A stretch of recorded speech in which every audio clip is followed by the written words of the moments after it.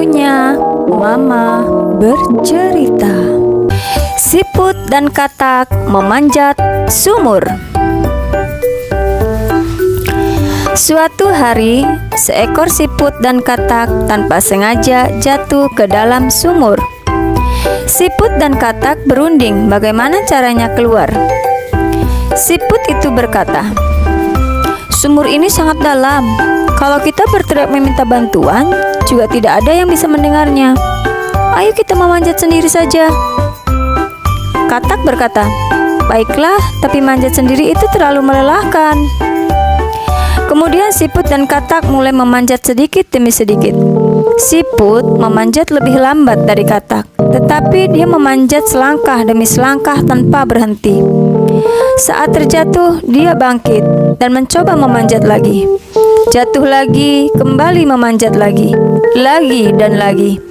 Terus-menerus mengulanginya. Yang menggembirakan adalah jarak memanjat yang kedua lebih panjang dari yang pertama. Jarak memanjat yang ketiga lebih panjang dari yang kedua. Meskipun katak tidak terjatuh-jatuh seperti siput, tapi dia memanjat sedikit berhenti. Memanjat lagi, berhenti lagi. Sebentar dia memanggil kunang-kunang untuk membantu menerangi jalan. Sebentar mengeluh, tidak ingin memanjat lagi. Sebentar berteriak, menyuruh rubah melemparkan tali untuk membantunya menarik keluar. Tak disangka si rubah benar-benar datang untuk menolong katak.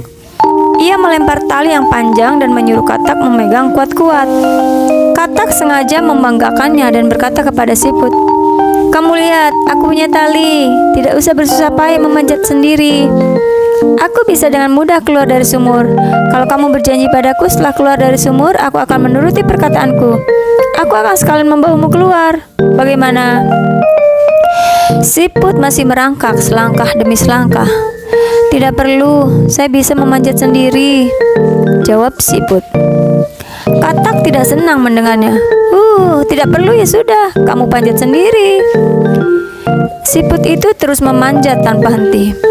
Karena katak memiliki tali, dalam waktu singkat katak dapat mendahului siput.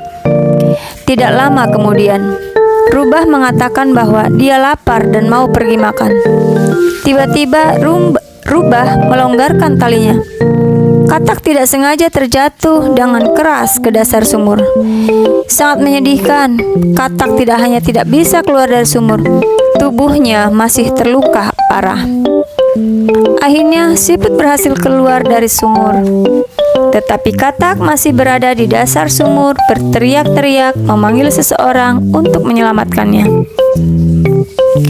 Bahan renungan.